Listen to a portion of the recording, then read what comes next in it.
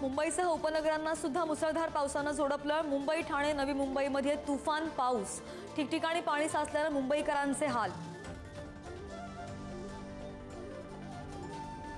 कोकणाला मुसळधार पावसाचा तडाखा, अनेक गावांचा संपर्क तुटला।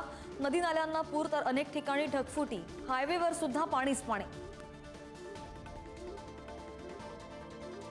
मुसळधार पावसामुळे वाहतुकीचा खोळंबा, ट्रॅकवर पाणी साचल्यानं मध्य हार्बरवरील वाहतूक विस्कळीत, तर बस स्टॉपवर सुद्धा गर्दी, ठिकठिकाणी वाहतूक कोंडी, अंधेरी सबवे सुद्धा पाण्यात।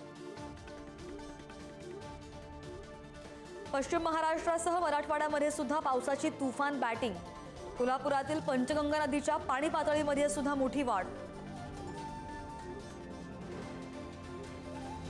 मुसळधार पावसामुळे मुंबई, रत्नागिरी आणि सिंधुदुर्गमधील शाळांना सुट्टी, ठिकठिकाणी पाणी साचल्यानं प्रशासनाचा निर्णय। अधिवेशनासाठी येणाऱ्या 10 ते 12 आमदारांना पावसाचा फटका, मदत आणि पुनर्वसन मंत्री अनिल पाटील मिटकरी प्रवासामध्ये अडकले, तर संजय गायकवाड आणि मुश्रीफ यांनाही फटका।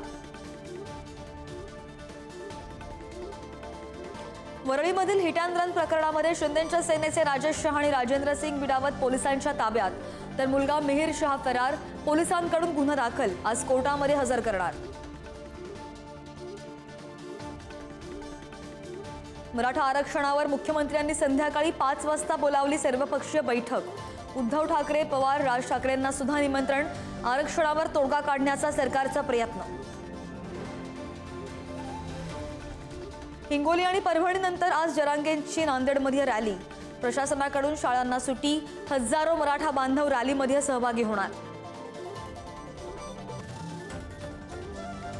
लोकसभेतील विरोधी पक्षनेते राहुल गांधी आज मणिपूर दौऱ्यावर, दौरा तापण्याची शक्यता, राहुल गांधी मदत छावण्यांना भेट देणार।